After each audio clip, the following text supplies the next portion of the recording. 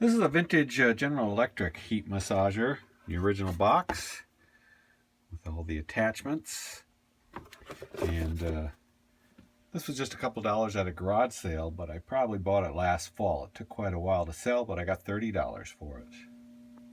This is my first attempt at shipping an album, a vinyl LP. This is Pink Floyd's Wish You Were Here. I bought this at a garage sale. The mother was selling her son's albums that he left behind, and boy did he take great care of them. I mean, each one looks like they have hardly been played at all. Well, I did my research on packing them, and apparently you have to pack the album outside of the inner sleeve so you don't damage that. This one actually came with a little postcard, and I have a bunch of these album sleeves that I bought, or they just came with a bunch of stereo equipment I had acquired last fall. So this album cost $2 and I sold it for $40. And I have bought albums in the past off of eBay, so I've saved the boxes, so that will help in shipping this. This is an RCA digital converter box for older TVs that don't tune in the digital signals. I find these brand new quite often, usually $5 or less, and this one sold for $50. I'm always on the lookout for these.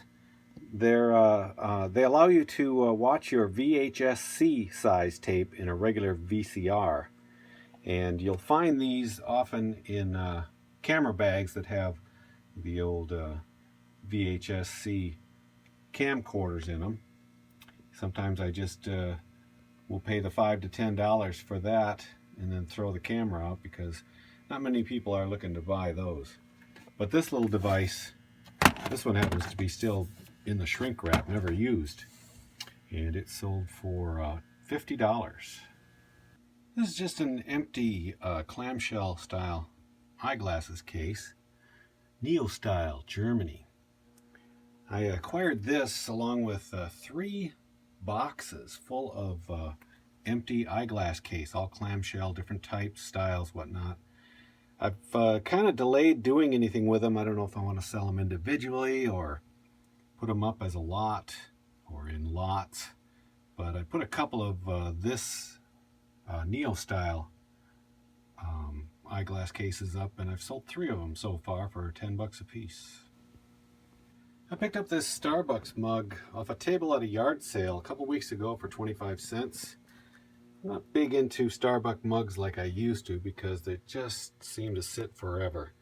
But this one sold in a couple of weeks for $20. Okay, I bought these 2 items at a garage sale over the weekend for $1 each. The first one is just this real large interlocking piece puzzle featuring a couple of collies. Caught my eye right away because I have collies. And it sold right away for $20. And I've seen others up for sale for $9, $10. But I was thinking of keywords, so I used rough collies and sable, things that collie owners would probably look for when they're on eBay searching for little figurines or something, and somebody bought this right away for $20. And then this is a vintage card game called Skip Bow, and it's in a little velvet box, and the decks are unopened, still sealed, and it came with the instructions. I didn't think much of it, but for $1 I just picked it up. But when I researched it, I saw that they could sell upwards $30, $40. I priced this at $49.99, and it sold right away. This is a denim Harley Davidson shirt with the cut-off sleeves. It's got a patch on the front commemorating the 105th anniversary of Harley Davidson. Extra large. It has this on the back as well. I went to a garage sale that had advertised that they had Harley clothing. And I know those are always good sellers, money in the bank kind of stuff. They wanted $10 each for their long sleeve and short sleeve shirts. and they only wanted $5 for this one. Well, this one I priced higher than the rest at $75, and it sold within just 2 weeks. A couple of big items I got packed before videotaping. This 80s Pioneer stereo receiver. I picked this up. This is the last of my Tradio experiment, where I called up the local radio trading post show and inquired if anyone out there had some vintage stereo equipment, and I got a couple of calls right away, and made the trip and saw them and bought 3 or 4 pieces. This probably cost me about $5.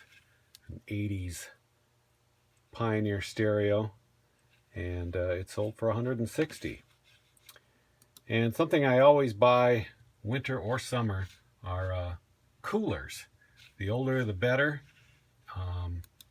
This is another Coleman cooler. They call these steel belted coolers, and they can be even in rough shape and people will buy them. I got this for $4 at a garage sale, and it sold for $80. It's a pair of New Balance ladies running shoes. I've had these forever. I don't know why it took so long to sell.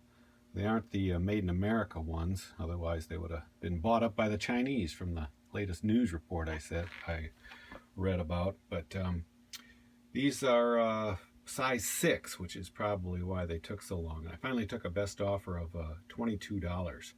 They were just like $3 or $4 at a garage sale. This is a Sony HD clock stereo radio. It's got a few little dings in it here and there, and it doesn't have the remote. It does have the power supply, and it does work. I acquired this through a Facebook contact, actually. Among other things, I recently reconnected with an old friend, and he asked what I was doing, and I just offhandedly said, you know, looking for old stereos at garage sales and selling them on eBay. Well, one of his friends saw that, and she contacted me and asked if I might be interested in seeing what her parents have in the old house. She said there's all sorts of stereo equipment, turntables, whatnot. Of course, oh yeah, I'll do that. Although it was a 3.5 hour drive, I did come away with about 15 units, not even including this one. This one was just kind of thrown in, and I got it all for $80. So there should be about, well, maybe $1,000 worth of equipment after it's all said and done, hopefully. But this one sold for $80. Another Coleman cooler. This one is all plastic, but it has the picnic basket style handles. This was actually a purchase at Savers probably 2 months ago, and I think I paid $10 for it. Sold for $80. This is a vintage Marantz. It's a model number 2275. It's one of their most elite receiver amplifiers from the mid-70s. This is the kind of sale that you always hope goes this way. It was last Friday. There was an estate sale. I almost didn't go, but instead I woke up about 4:30 in the morning, so I said, let me go out and get a number. I was number 4. I went right down to the basement after asking the lady at the door taking the numbers where the Marantz was. And I get down there, and there's one of the helper ladies that's writing sold on it. And I said, well, hey, wait a minute. Nobody's before me. And then she gets a phone call and says, you can have it. I guess one of the other workers wanted it, but since you asked about it, you can have it. Well, it was $60. I just grabbed it because I knew this was worth $300 even if it didn't work. And it does work mostly. There's a couple of lights out on it, but after cleaning it all up, I put it up for sale for about $100 more than it was probably worth. But along with a video, it sold within 3 hours for $700. I was kind of hoping I would hang on to this for a little bit because it does sound really nice. This is a vintage tuner made by Realistic, sold by Radio Shack back in the 60s. It's got a wood case. I bought this at a pawn shop, same pawn shop that I bought a Denon turntable for $300 and sold for $1,000. It's kind of a weird pawn shop. They will take in vintage equipment, and when they get tired of it not selling, they dump it out. So I always check in there about once a month. This was not a big deal. It was just $5. Turned out the stereo indicator light didn't work, but the rest of it worked, and it sold for $30.